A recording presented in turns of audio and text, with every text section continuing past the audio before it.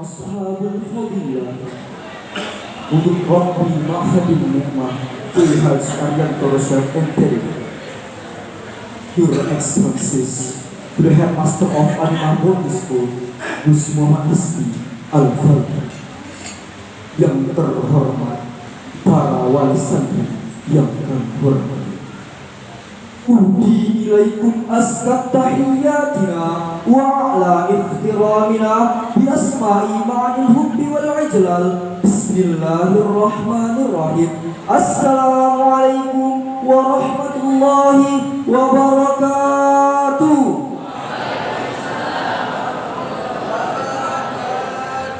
Alhamdulillah Rabbil Alamin. Alhamdulillah ja'al ulama lil kitabah wa ja'al kitaba lil qira'ah wa ja'al qira'ah lil ma'rifah wa ja'al al ma'rifah lil ibadah wa ja'al al ibadah lillahi ta'ala. Asyhadu an la ilaha illallah wa asyhadu anna Muhammadan abduhu wa rasuluh khadimun nabiyyin wa imamul mursalin wa ala alihi wa sahbihi ajma'in. Amma ba'du. Awalan hiya bina nashkuru Allah azza wa jalla alladhi qad a'tana ni'matan katsiratan wa hidayatan hatta nastati'a an najtami'a fi hadzal makan wa insyaallah. Saniyan salaman wa salamatan daimaini mutalazimaini ila habibina Mustafa Muhammad sallallahu alaihi wasallam alladzi qad hamalana minaz zulumati ilan nur. Beberapa bulan yang lalu, Pondok Pesantren Animah tidak mengadakan acara penjulukan dikarenakan hanya untuk meningkatkan mentalitas seorang santri, karena pada zaman yang penuh teknologi ini, dunia sedang sakit. Di saat dunia terbakar, kita jangan sampai terbakar. Di saat dunia terbalik, Pondok Pesantren Animah tetap mendidik santri-santrinya dengan aklus salim, jismus salim, qalbus salim, fahmus salim, dan dinus salim. Maka adalah tempat yang tepat untuk menetapkan anak-anak kita dalam pondok pesantren, karena dengan demikian keimanan dan keislamannya akan terjaga. Maka tanpa memperpanjang qadimah, marilah kita mulai acara ini dengan baca Al-Basmalah. Bismillahirrahmanirrahim. Wa qala Allah Ta'ala fi kitabihil karim ba'da an a'udzu billahi minasyaitonir rajim. Bismillahirrahmanirrahim. Wa idza quri'al Qur'an fastami'u lahu anshitu la'allakum turhamun. Acara yang pertama ialah pembacaan tilawatul Quran yang akan dibacakan oleh Salman, santri kelas 12 Madrasah Aliyah. Kepada Salman, waktu dan tempat dipersilakan. Assalamualaikum warahmatullahi wabarakatuh.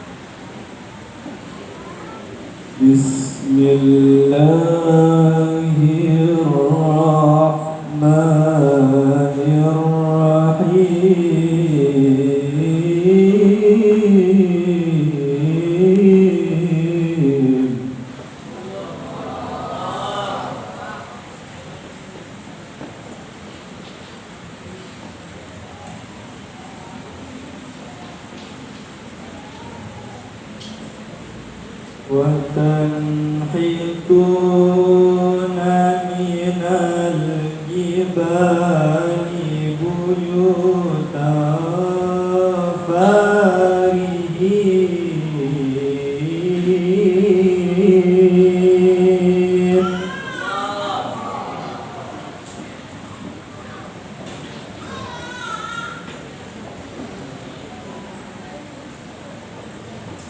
فاتقوا الله وأطيعون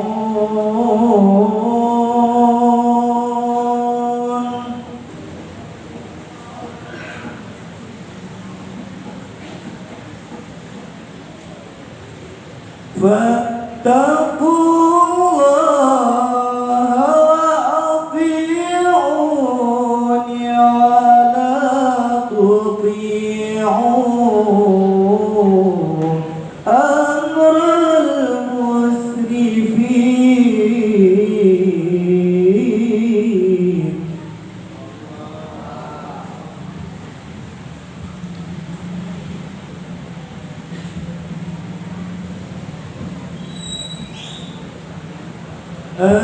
الذين يفسدون في الأرض ولا يصلحون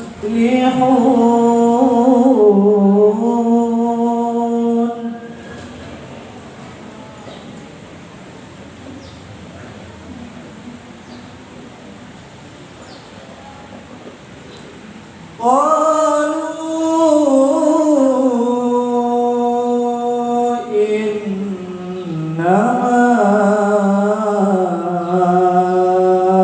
أنت من المسحرين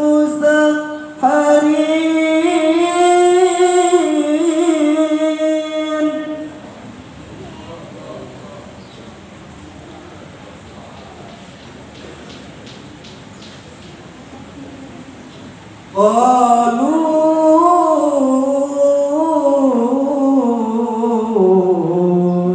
إنما أنت من المسحرين صدق الله العظيم. Assalamualaikum warahmatullahi wabarakatuh.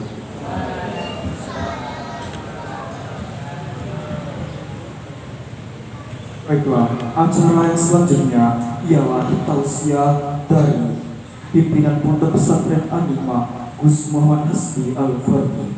Kepada Gus Muhammad Hasbi Al-Fardi dipersilakan. Assalamualaikum warahmatullahi wabarakatuh.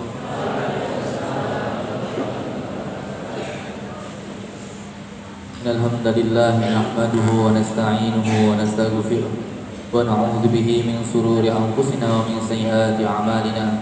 May yahdihillahu fala mudilla lahu wa may yudlilhu fala hadiya lahu.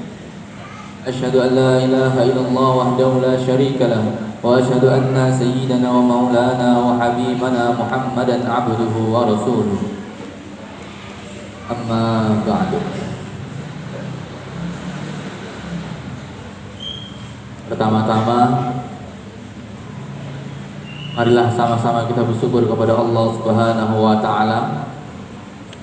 Hingga hari ini Allah Subhanahu wa taala masih memberikan kita karunia nikmat yang besar, nikmat yang agung. Dari sekian banyak nikmat, salah satu nikmat yang bisa kita rasakan hari ini adalah nikmat kesehatan. Di suasana yang dingin, hujan tak henti-henti, enaknya adalah tidur. Naikkan selimut, paskan posisi bantal, meremkan mata.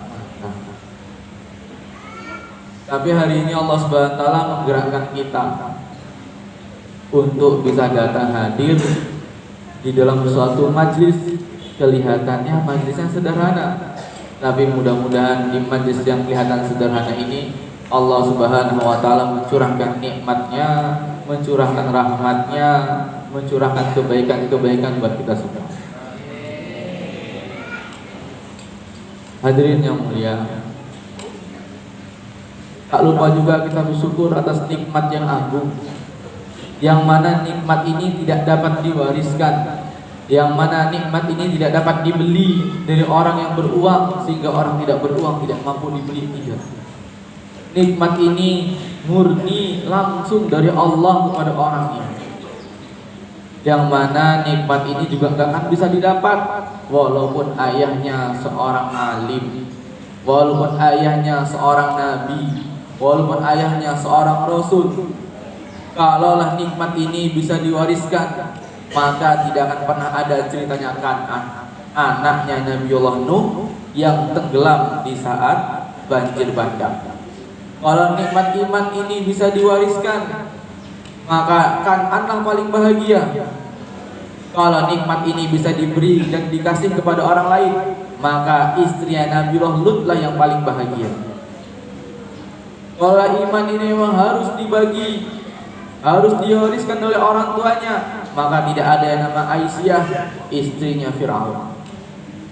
Maka nikmat teragung, nikmat terbesar yang hari ini masih kita rasakan adalah nikmat iman dan Islam. Ketika Nabiullah Ibrahim didatangin segerombolan binatang. Wahai Nabiullah Ibrahim, aku minta tolong doakan ke Allah kalau kami ini segerombolan keluarga hewan ingin jadi manusia. Lalu Nabi Ibrahim pun betul doa, ya Allah, ini ada sekeluarga binatang ingin jadi manusia, apakah boleh? Maka Allah pun bilang, Ibrahim, sampaikan sama keluarga binatang-binatang itu, aku mampu menjadikan mereka semua yang ada di dunia ini binatang menjadi manusia, tapi aku tidak akan pernah berikan dia yang namanya iman. Lantas apa kata binatang? Nabiullah Ibrahim, kalau memang itu kata Allah, kalau benar itu kata Allah, lebih baik kami jadi binatang sampai hari kiamat daripada kami tidak diberikan iman kalau kami sudah jadikan manusia. Nah, iman itu sangat besar dan tidak dapat dibeli dan tidak dapat diwariskan. Lalu ketika orang ini udah punya iman, Allah uji lagi keimanannya. Kira-kira keimanannya ini sudah benar-benar murni atau masih ada campur aduknya?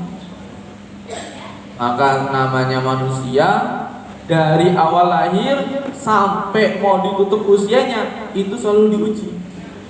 Yang duduk di sini, di kursi ini diuji juga sama Allah. Yang duduk di depan saya juga diuji oleh Allah. Yang berdiri di luar sana juga diuji oleh Allah. Semuanya disebut, semuanya kena uji. Tidak ada yang gak diuji, semua diuji. Yang duduk di sini diuji, kira-kira nanti perkataannya sesuai gak dengan amalan perbuatannya, maka saya diuji. Yang mendengarkan pun diuji. Nanti akan datang suatu masa, datang malaikat, Tuhan, kenapa engkau gak beramal? Bukankah telah datang para nabi dan para utusan nabi, para ulama yang menyampaikannya? Diuji juga. Maka hidup kita ini hari-hari diuji. Untuk apa? Melihat betapa kuatnya iman kita. Allah tahu kualitas iman kita sebagai manusia. Allah tahu. Allah tahu kita ini mampu, gak mampunya tahu, karena Allah Maha tahu segala sesuatu. Tapi Allah ini agar kita sebagai manusia berpikir, kira-kira dengan kualitas sholat kita hari ini, apakah sudah mampu untuk mengetok pintu surga? Apakah dengan kualitas ketaatan kita dengan suami-suami kita ini sudah mampu mengetok pintu surga? Apakah kita sebagai anak sudah mampu mengetokkan pintu surga untuk orang tuanya? Maka semuanya selalu diuji. Sampai mau meninggal pun Allah uji. Ketika datang kematian, Allah datangkan iblis untuk goda. Maka iblis menawarkan satu air yang air ini sangat nikmat, yang mampu menghilangkan dahaga, kata si iblis. Sudah mau mati pun Allah uji. Yang hidup masih panjang diuji, yang mau mati pun diuji. Kalau gagal dengan ujiannya, maka dia akan minum dari tekonya si iblis dan menunjukkan akhirnya yang buruk. Kalau dia tahan uji, ditawarkan iblis, Tuhan mau minum gak nih? Dingin loh airnya, dari kulkas. Dari kulkas koperasi, mau minum gak? Kalau engkau minum maka haus kematianmu akan hilang. Apa? Dia bisa menjawab, tidak. Yang ada matanya akan terus terbengak, terbuka, tenggorokannya semakin lama semakin kering. Datang lagi iblis, Tuhan, aku bawakan minumlah sedikit aja. Ini sudah mampu menghilangkan dahagamu. Maka datang anak yang soleh, datang anak yang solehah. Dia datang mendekatkan bibirnya ke telinga ayahnya, ke telinga bundanya. Wahai ayahku, bagaimana ayah ikutkan kata-kata abang? La ilaha illallah. Tidak akan mampu mengucapkan kalau iman kita ini lemah. Maka ayahnya, bundanya, keluarganya yang lain dalam keadaan sakaratul maut, malaikat datang berupa anaknya yang mengingatkan. Iblis pun datang dengan caranya menawarkan minumannya. Apa yang terjadi? Tidak akan satu kata pun yang mampu terucap kecuali imannya yang menjawab. Mudah-mudahan adik-adik kita, anak-anak kita yang di sini mampu membantu kita semua, membimbing di saat-saat kita ujian genting, ujian super dahsyat ketika sakaratul maut sedang kita jalani. Maka ujian terus datang. Hadirin yang Allah Subhanahu wa taala, maka bagaimana setiap datang ujian ini kita langkahi kaki kita dengan benar-benar kuat, tanpa menyalahkan kiri kanan, tanpa mengatakan ini karena si fulan, ini karena si fulan, tidak.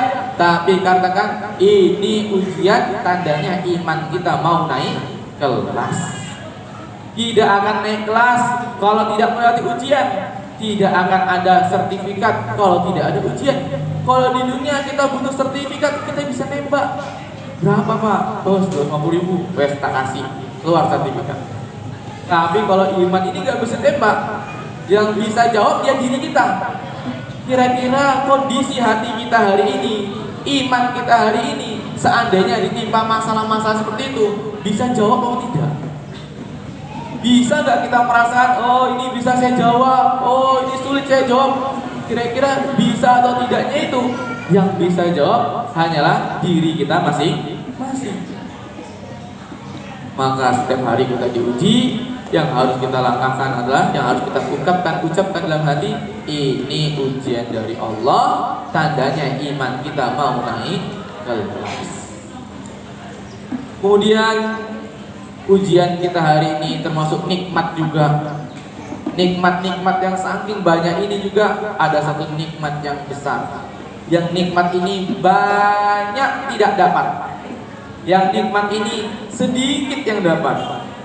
Dia ini nikmat punya anak yang taat dan patuh sama orang tua. Ini di antara bapak-bapak, ibu-ibu yang duduk di sini, anaknya pasti punya 1001 macam dongeng. Tapi 1001 macam dongengnya masih mampu menyabar-nyabarkan diri duduk di pondok. Berapa waktu yang lalu, ini maka saya bilang nikmat ini gak semua orang tua ngerasakan. Berapa bulan yang lalu ada santri mau pindah dari pondok. Kita bilang, Bu, Pak, coba dinasihatin lagi anaknya biar gak pindah. Dinasihatin, kita izinin pulang 1 hari ya, balik lagi pondok ya. Iya Ustaz, balik ke rumah. Balik ke pondok bukannya makin betah, makin berulang. Akhirnya sampai titik jenuhnya, sekitar 1 bulan yang lalu atau beberapa bulan yang lalu, itu anaknya keluarkan sifat aslinya. Dan ini tidak pernah kita rasakan sebagai orang tua. Mudah-mudahan hanya satu, bukan diantara kita semua, ada juga kayak gitu. Anaknya, na'udzubillah min zalim, ini bukan berarti gibah, bukan berarti buka aib, tapi biar kita bisa syukur punya anak tuh masih nurut.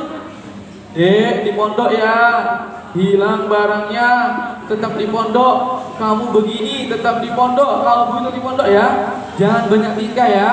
Iya, walaupun dongkol tapi masih mau nurut, itu nikmat yang besar. Sampai ada anak yang diuji oleh Allah, yang sehingga terjadi sakit, yang sakitnya itu tidak sembuh, tapi tetap mau mondok, itu juga nikmat dari Allah. Maka Datanglah orang tua yang kemarin ke rumah. Anaknya langsung mengeluarkan kata-kata yang gak sopan. Kalau memang bapak ingin pondok, kenapa gak bapak sama mama aja yang di pondok? Abang gak mau mondok. Maka ini punya anak yang soleh, walaupun dramanya banyak tapi masih mau duduk di pondok, itu juga nikmat. Dan jangan sampai nanti anak-anak kita niru pula habis saya cerita gini. Kalau bapak maksa, bapak pondok. Oh, kalau kayak gitu namanya nauzubillah min zalik. Sampai anaknya itu ya Allah nggak tahu saya itu. Kenapa bisa kayak gitu sampai ngomong perkara-perkara mama lupa, mama semua diceritakan. Tapi hari ini kita punya anaknya walaupun gak betah dinasehatin, walaupun dramanya banyak berepisode-episode, tapi tetap mau duduk di pondok. Walaupun dramanya dibuat novel panjang yang berjilid-jilid, walaupun kalau dibuat filmnya gak habis-habis bertahun-tahun, tapi masih mau duduk saja. Itu pun anugerah nikmat dari Allah. Kenapa? Kita punya anak diuji, ketika punya anak perangai anak kita juga diuji, belum punya anak diuji, belum laku-laku masih jomblo pun selalu diuji. Yang duduk depan HP ini juga diuji nih Pak. Sabar gak dia nih duduk? Malu gak dia nih duduk? Diuji juga. Saya pun duduk sini diuji juga, gemetaran dari tadi saya duduk. Apa yang mau disampaikan? Nah, kita diuji dan kita hari ini tunjukkan rasa syukur kita kepada Allah Subhanahu wa taala. Kita punya anak walaupun dramanya panjang, walaupun pengeluhannya panjang, kita nasihatin, "Dek, inilah perjuangan. Hidup di luar tidak lebih indah daripada hidup di dalam, dan hidup di dalam tidak akan pernah ngeri apa yang Adek bayangkan. Adek terus duduk, Adek terus ngaji. Ayah mau nanti pas ayah mati, adek yang bisikkan kalimat la ilaha illallah.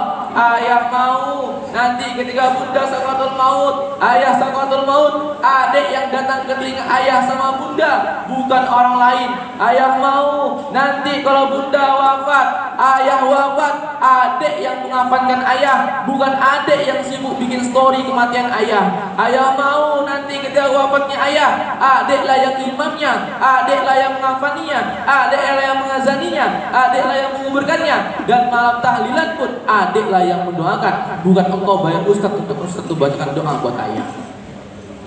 Lebih kurangnya saya mohon maaf. Habis ini anak-anaknya boleh bertemu dengan orang tuanya. Kemudian